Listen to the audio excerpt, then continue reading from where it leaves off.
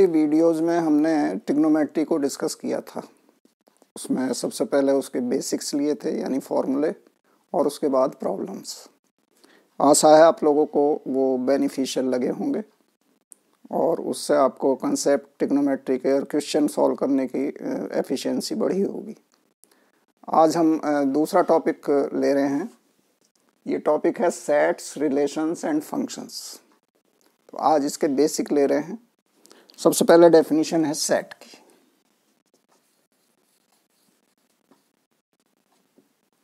Set की बड़ी simple definition होती है। Set is a well defined collection of objects. Set is a well defined collection of objects. For example, A equal to AEIOU,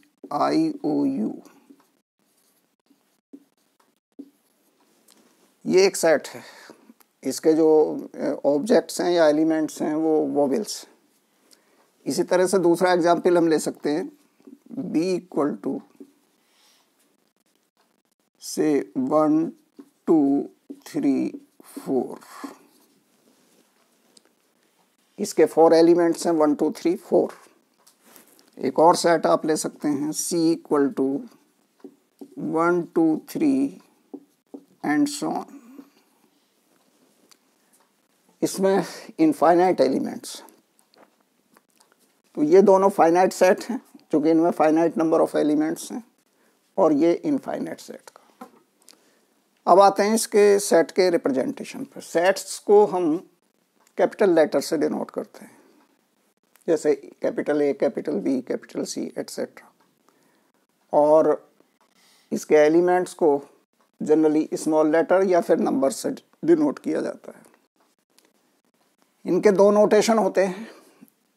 ये जो notation हमने लिया है, ये नोटेशन कहलाता है टेबुलर फॉर्म, यानी टेबल की फॉर्म में हमने इनको लिखा है। एक दूसरा ये फॉर्म मैंने बताई, टेबुलर फॉर्म।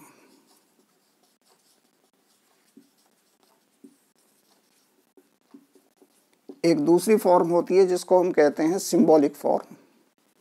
जैसे ये पहला ही सेट है, capital A equal to AEIOU। इसको सिंबॉलिक फॉर्म में हम कैसे लिख सकते हैं? ये कहलाता है दूसरी फॉर्म, सिंबॉलिक फॉर्म।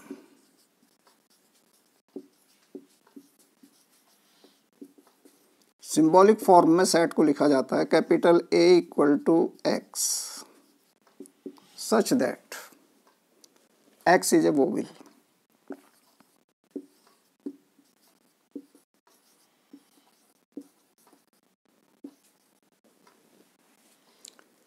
जैसे हम C सेट को लिखना चाहें तो इसको हम लिख सकते हैं सिंबॉलिक फॉर्म में X such that X is a natural number.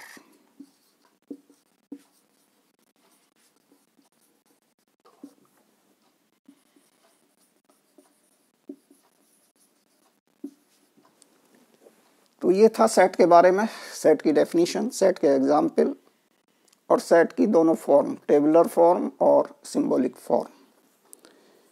इसके बाद इसमें दूसरी डेफिनेशन आती है सबसेट की। अगर किसी दिए हुए सेट के कुछ एलिमेंट्स लेकर के हम नया सेट बना लें, तो नया सेट पहले सेट का सबसेट कहलाता है। सब का मतलब है कि उसका छोटा सेट। जैसे इस एग्जाम्पल में अगर हम देखें तो B is subset of C। ये सबसेट का नोटेशन होता है।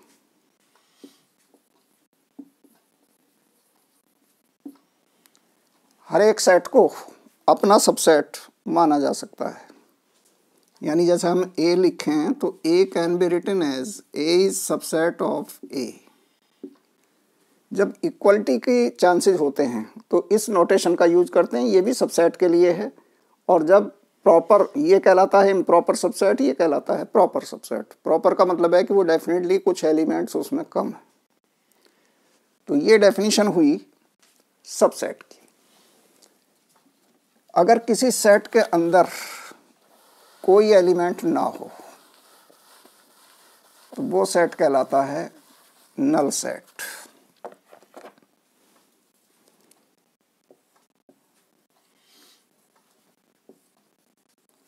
इसके दो नाम और हैं, एम्प्टी सेट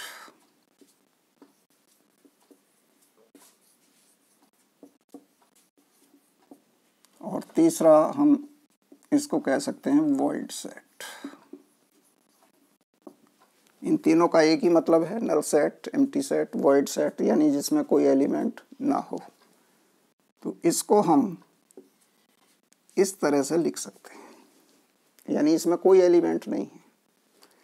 और इसका जो नोटेशन होता है सिंबॉलिक फॉर्म में, वो फाई से लिखा जाता है। यानी फाई क्या डिनोट करता है? Null set. अगर किसी सेट के अंदर सिंगल एलिमेंट, तो उसको कहते हैं सिंगलटन सबसेट, सिंगलटन सेट। जैसे हम ये सेट लिखें, ये सिंगलटन है, फाई, और एक हम ये लिख लें, इन दोनों में फर्क है। ये नल सेट को डिनोट कर रहा है, और ये जो है जिसको हमने कर्ली ब्रैकेट में फाई लिखा है, ये सिंगलटन सेट को डिनोट कर रहा है। सिंगलटन सेट का एलिमेंट इसमें फाई है, फाई यहाँ एलिमेंट है, और ये नोटेशन या ये सिंबल जो है नल सेट के लिए है।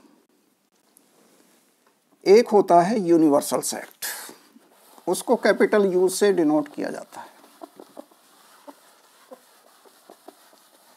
यूनिवर्सल सेट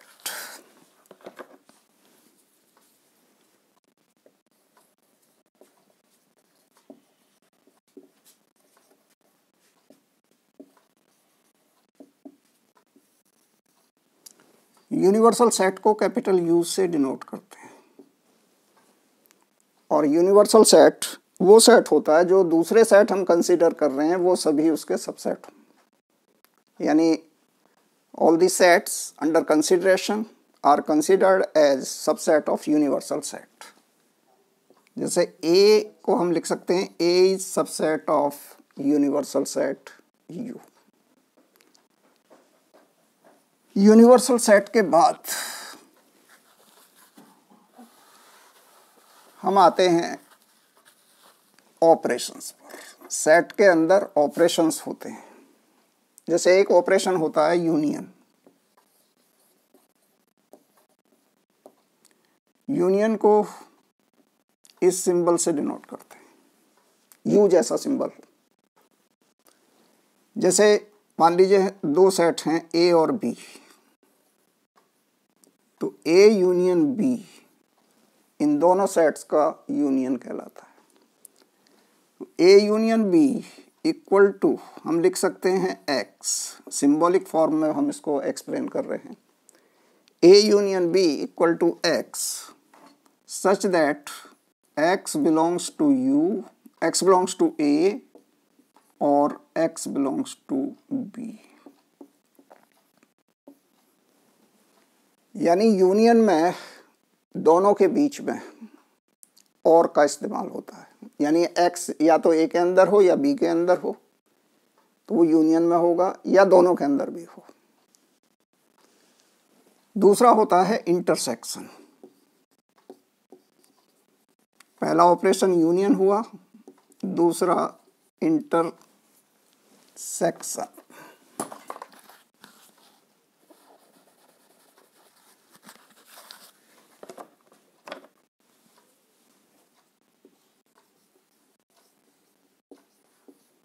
इंटरसेक्शन के लिए इस सिंबल का इस्तेमाल किया जाता है। इंटरसेक्शन का मतलब है जो दोनों सेट में हो, कॉमन एलिमेंट को इंटरसेक्शन कहते हैं। जैसे A intersection B equal to X such that X belongs to A and X belongs to B. यानी इंटरसेक्शन में वो एलिमेंट होते हैं जो ए के अंदर भी हों और बी के अंदर भी हों। तो ये दो ऑपरेशन हमने बताए, यूनियन और इंटरसेक्शन। एक होता है माइनस, या सिंबल, उसको हम कह सकते हैं डिफरेंस। जैसे हम ये लिखना चाहें कि ए माइनस बी, ए माइनस बी का मतलब क्या है कि वो एलिमेंट्स जो ए के अंदर हो बी के अंदर ना हो। ये सिंबल मैंने जो लिखा है ये बिलोंग्स के लिए होता है। This symbol is for belongs. और ये जो सिंबल है ये होता है सच दैट के लिए।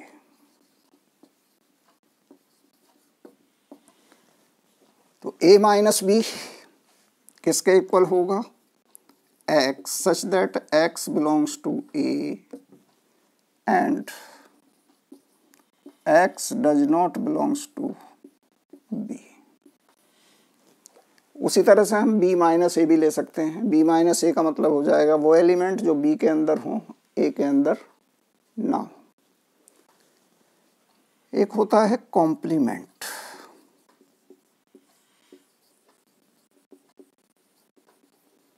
कॉम्प्लीमेंट को हम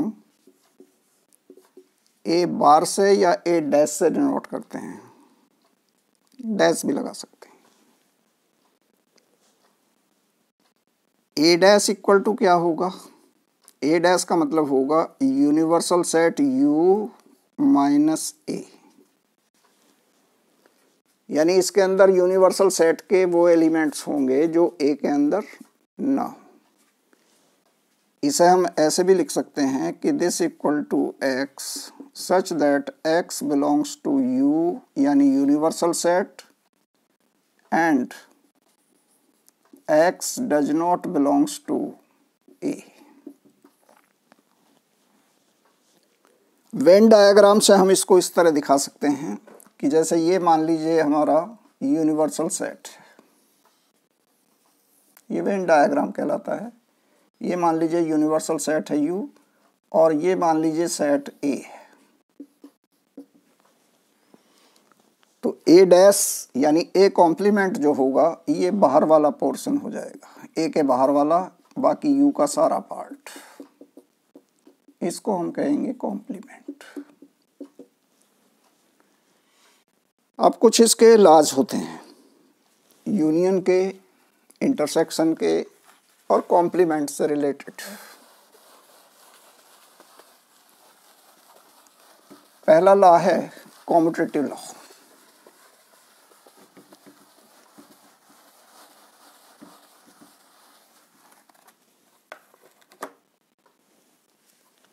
कॉम्यूटेटिव लॉ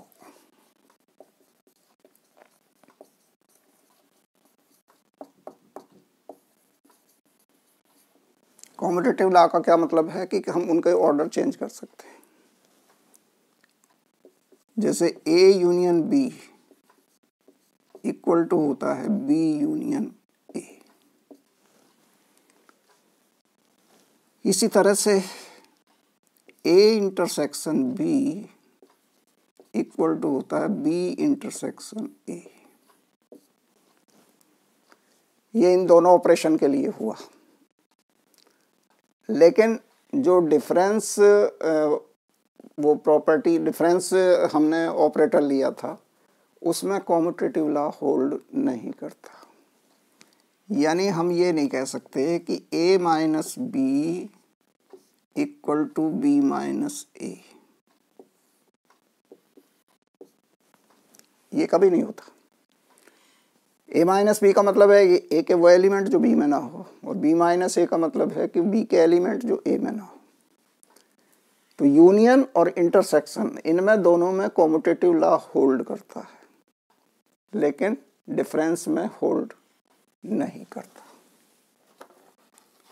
ये था कॉम्यूटेटिव लॉ। कॉम्यूटेटिव लॉ के बाद जो नेक्स्ट लॉ है वो होता है एसोसिएटिव लॉ।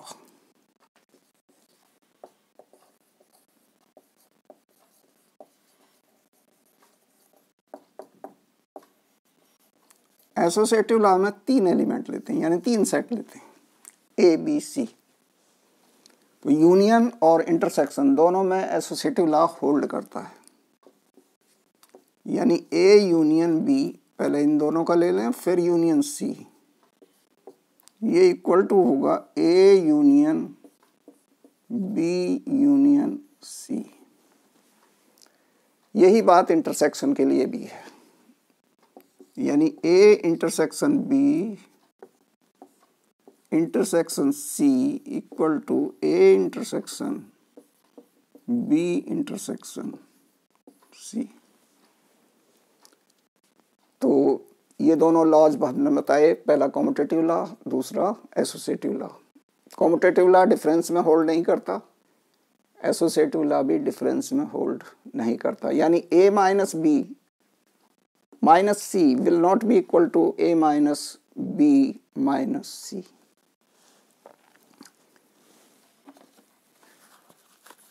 नेक्स्ट है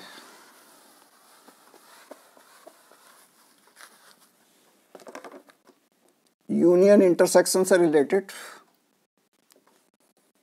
A union A equal to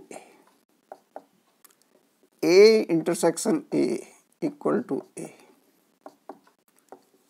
A union universal set U equal to universal set U, and A intersection universal set U equal to A।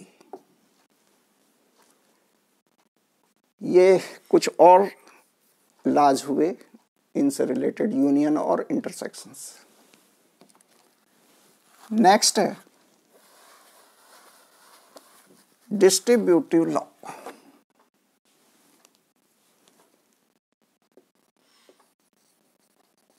Distributive law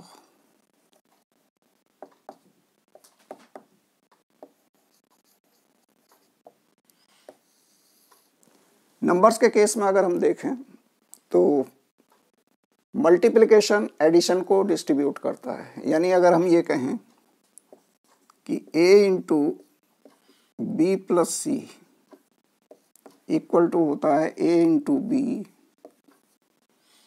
plus a into C, लेकिन addition multiplication को distribute नहीं करता, यानी a plus B into C will not be equal to a plus B into a plus C. लेकिन sets के case में जो ये दोनों ऑपरेशन हमने बताए, यूनियन और इंटरसेक्शन, इनमें दोनों में डिस्ट्रीब्यूटिव लॉ होल्ड करता है, यानी यूनियन इंटरसेक्शन को डिस्ट्रीब्यूट करता है और इंटरसेक्शन यूनियन को डिस्ट्रीब्यूट करता है। A union B intersection C equal to A union B intersection A union C. यहां यूनियन इंटरसेक्शन को डिस्ट्रीब्यूट कर रहा है, वैसा ही इंटरसेक्शन और यूनियन के साथ है, यानी A intersection B union C equal to A intersection B union A intersection C. इसको हम कहते हैं डिस्ट्रीब्यूटिव लॉ। डिस्ट्रीब्यूटिव लॉ के बाद आता है day Morgan's law.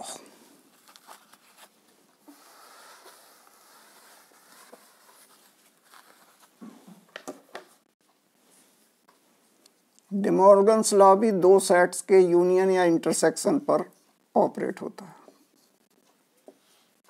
Day Morgan's law